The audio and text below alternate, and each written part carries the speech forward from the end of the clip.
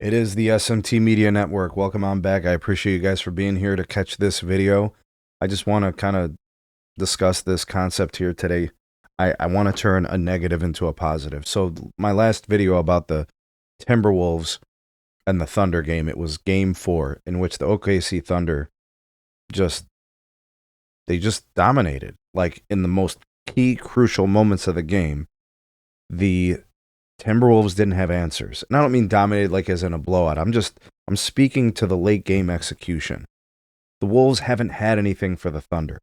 And part of the reason and part of the responsibility and the onus goes on the stars of the Minnesota Timberwolves. The offensive expectations for a guy like Julius Randle has increased over the course of this playoffs. He's had some big games. He's been a pleasant surprise for the Wolves this season, especially in the postseason. So the expectations for us have come up. The most expectations are placed onto Anthony Edwards, rightfully or wrongfully.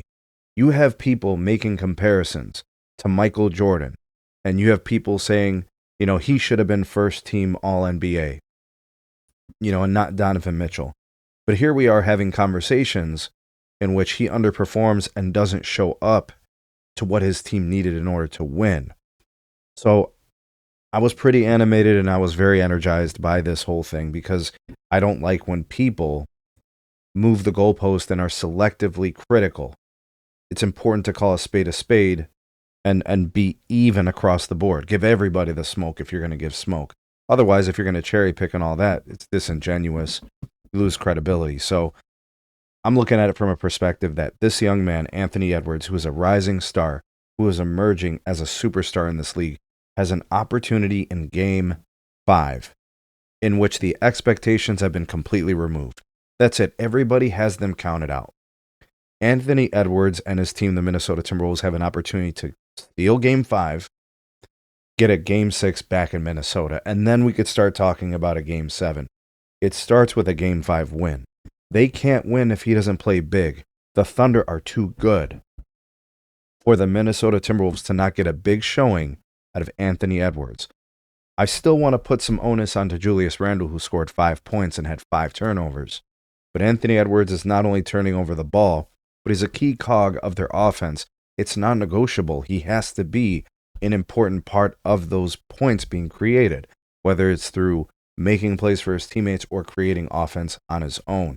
And we saw for moments of Game 4, he just didn't do it enough throughout the game. And he had huge games from his supporting cast, from players like Dante DiVincenzo off the bench. And Terrence Shannon Jr. was excellent in the first half in his limited, run on the floor.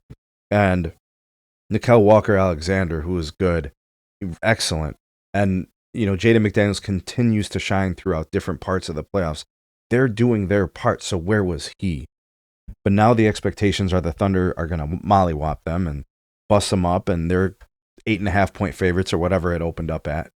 Now the pressure is kind of off if you think about it, right? Nobody's expecting you to win, so now is your opportunity to come up big for your team.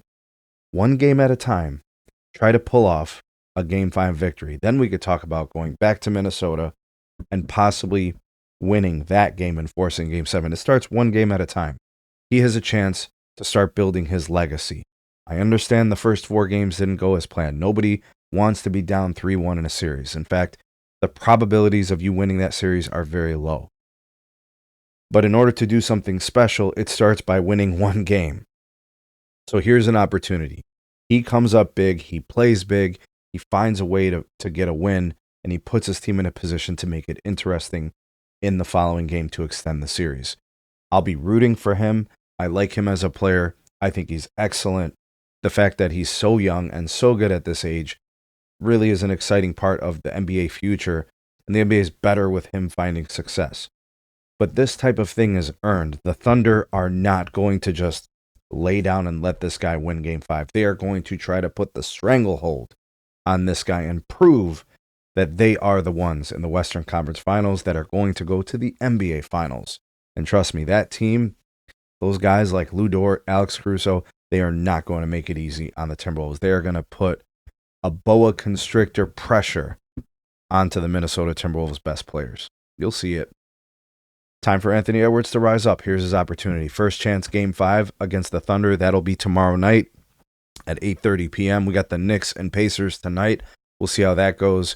Knicks trail that series 2-1. They're looking to even it up in Indiana. We'll see how that goes. Anyways, thanks for watching. Like, share, comment, subscribe for more videos. Check out some more of our videos. We'll see you guys soon on the next one.